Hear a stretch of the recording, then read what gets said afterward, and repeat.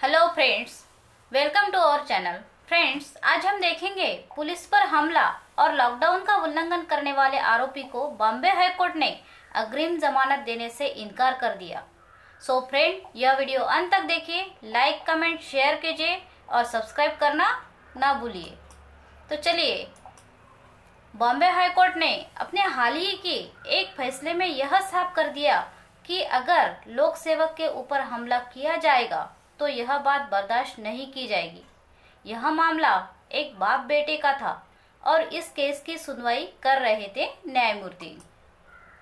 इन दोनों पर आईपीसी की कुछ धाराएं लगाई गई थी, जैसे कि आईपीसी सेक्शन 353 असॉल्ट और criminal force to deter public servant from discharge of his duty, IPC section 332 voluntarily causes hurt to any person being a public servant in the discharge of his duty, IPC section 188 disobedience to order duly promulgated by public servant, IPC 216(9) deals with a negligent act likely to spread infection and disease dangerous to life, IPC section 270 malignant act likely to spread infection of disease dangerous to life, IPC section 504 intentionally insult and thereby gives provocation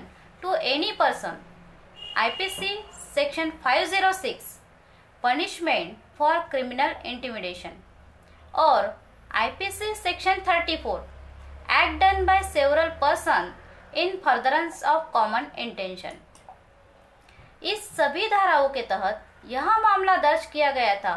यह FIR एक police constable के द्वारा दर्ज कराई गई थी, क्योंकि जब और रात को गश्त लगा रहे थे तो उन्होंने पाया कि एक किराने की दुकान खुली हुई थी और दुकानदार ने मास्क भी नहीं पहना था, और बोलने के बाद भी उन्होंने ना तो मास्क पहना और दुकान भी बंद करने से मना कर दिया।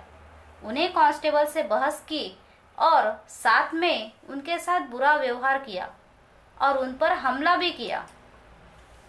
कोर्ट ने मामले पर विचार किया और कहा कि यह मामला बहुत ज़्यादा गंभीर है। अगर कोई लोक सेवक अपना कर्तव्य, अपनी ड्यूटी पूरी कर रहा हो तो उसे ऐसा करने से रोका नहीं जा सकता, या फिर उस पर हमला तो कतई नहीं किया जा सकता।